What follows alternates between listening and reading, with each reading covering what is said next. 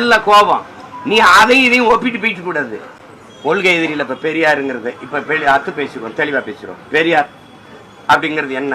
நீங்க சமூக நீதி, பெண்ணிய உரிமை, சாதிய ஒழிப்பு, தீண்டாமை, இதெல்லாம் பெரும் விவாதம், பெரும் விவாதம். ஆனா ஒண்ணு, பெரியாரை எதிர்த்தால், திராவிடத்தை எதிர்த்தால், திமுகவை எதிர்த்தால் ஆரியத்துக்கு அது ஆதரவாயிரும், ஆரியன் உள்ள வந்துருவான். இதானே பெரியார் அவர்கள் கடைசி வரை ஆரிய தலைமை.